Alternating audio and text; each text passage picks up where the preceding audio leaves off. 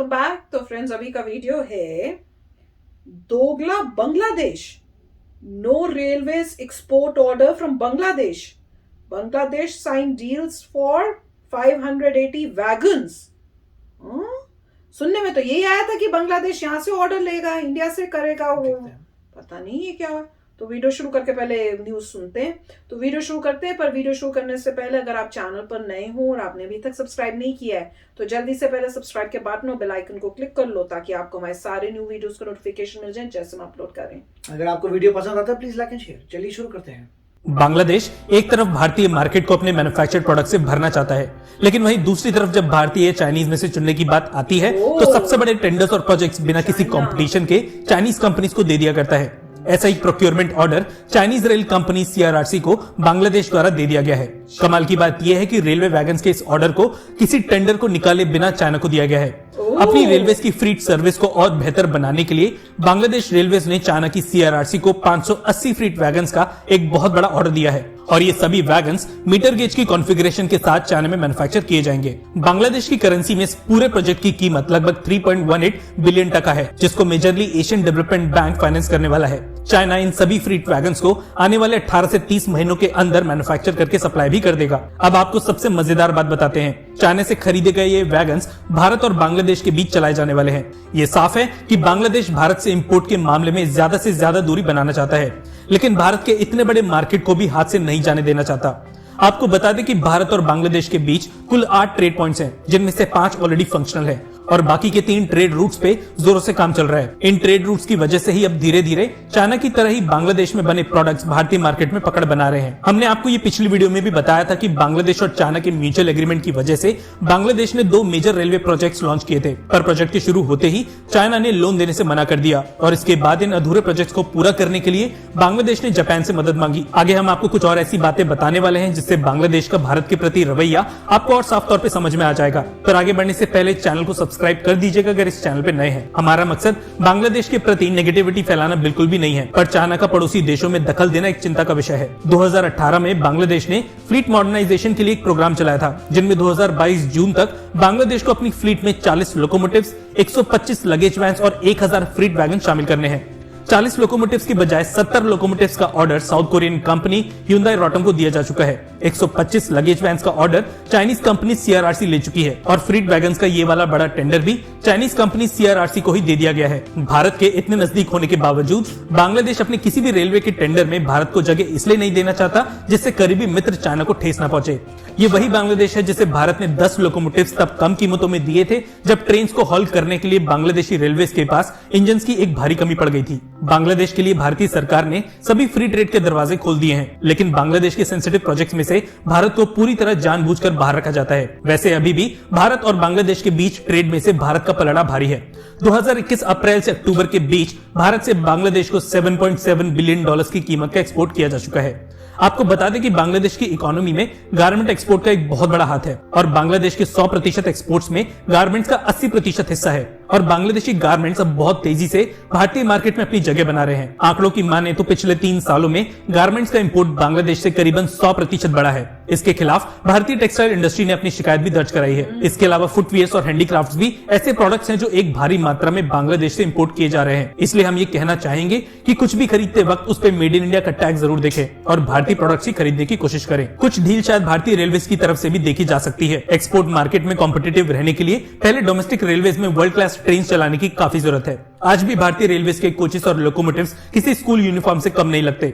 हमें लगता है कि सेफ्टी पे भारतीय रेलवेज ने जिस तेजी से काम किया है उस तेजी से लुक्स पे भी ध्यान देने की काफी जरूरत है। हमारी बात से सहमत है तो कमेंट सेक्शन में हाँ लिखेगा, लेकिन अगर सहमत नहीं है तो ना लिखने के बाद भी अपना रीजन जरूर दीजिएगा और हाँ लाइक भी कर दीजिएगा अगर वीडियो अच्छी लगी हो। धन्यवाद। जय हिंद। तो फ्रेंड्स, सोचने वाली बात है कि वैसे दिखाना कि भैया बहुत अच्छे रिलेशनशिप्स हैं और जब तुमने ऑर्डर देना है तो ऑर्डर आपने मतलब बताया तक नहीं। वो कह रहे हैं कुछ ऐसे रिलीज ही नहीं किया, बस सीधे चाइना को दे दिया ऑर्डर।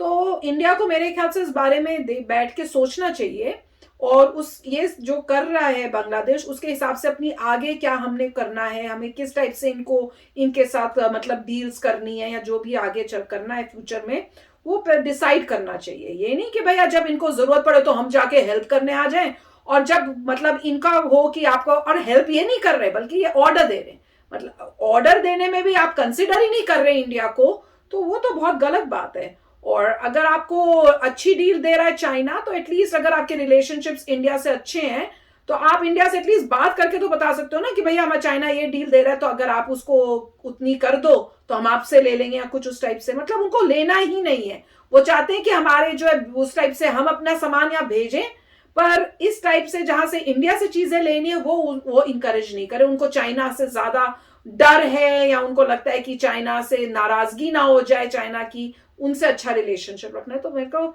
गड़बड़ तो है भैया, मुझे तो पसंद नहीं आया कि ऐसा कुछ इस टाइप से करना। पर इंडिया को भी अब मेरे ख्याल से स्मार्ट होना पड़ेगा, और ये नहीं कि जब वो हेल्प मांगे तो चले जाए जी हम हेल्प करने, उसके जब हेल्प कर रहे हैं तो डील्स भी अच्छी करनी चाहिए, क्योंकि चाइना तो बिना कोई भी हेल्प ऐसे नहीं करता। हर चीज के ऊपर अगर कुछ देना है तो उसके ऊपर बहुत उसने किया होता है कि ये डील होगी वो होगी। तो वैसे ही इंडिया को भी थोड़ा वो बिजनेसमैन टाइप होना पड़ेगा, मुझे फील हो रहा है ऐसे। राइट, अब सीधी सी बात है, देखिए बांग्लादेश इंडिपेंडेंट कंट्री है, उसने जो भी इवेलुएट किया है अपने बेनिफिट के लिए किया है। उसको ये लगा कि चाइना से मेरे बहुत सारे ट्रेड रिलेशनशिप्स हैं, बहुत कुछ है, मैं चाइना को नाराज़ नहीं कर सकता, मैं ये करूँगा। जो भी उनका रीज़न था।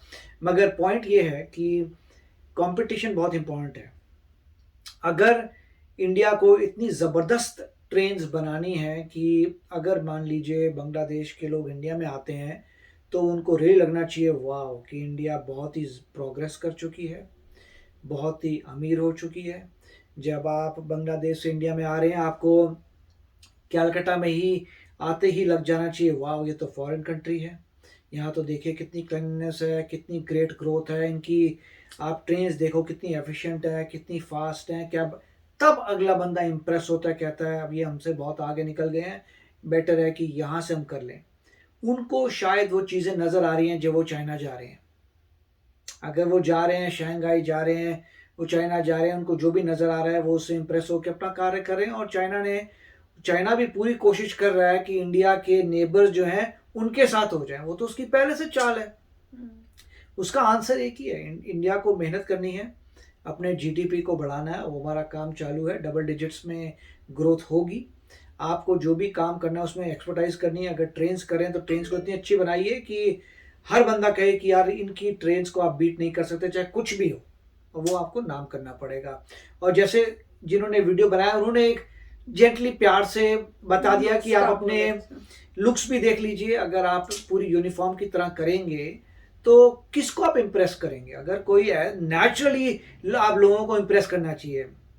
बांग्लादेश का बंदा इंडिया आता है, उसको नेचुरल रहना चाहिए, अरे वाह क्या जबरदस्त ट्रेन है बॉस, तो तब होता है, मजा आता है कि इम्प्रेस कर दिया। तो मेरे ख्याल से यही बात है।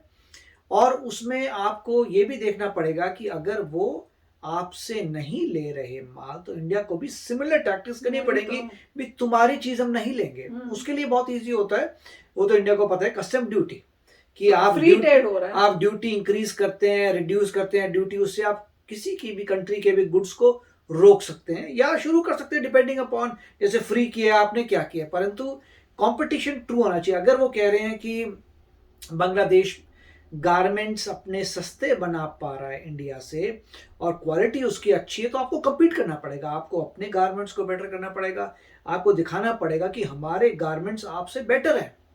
वही एक तरीका है, इंस्टेड कि आर्टिफिशियली आप ड्यूटीज लगाएं, ये करें, वो लॉन्ग टर्म में काम नहीं करता। लॉन्ग टर्म में वही काम करेगा कि जो ट्रेडर्स हैं, जो मैन्युफैक्चरिंग फैक्ट्रीज हैं इंडिया में, उनको बोलना पड़ेगा दिखाओ तुम्हारा कपड़ा क्या है, देख लिया तुम्हारा कपड़ा, अब ये मेरा कपड़ा देखो, मेरा कपड़ा तुमसे बेटर होगा, सस्ता होगा, तब मैं तुम्हें बीट करूंगा।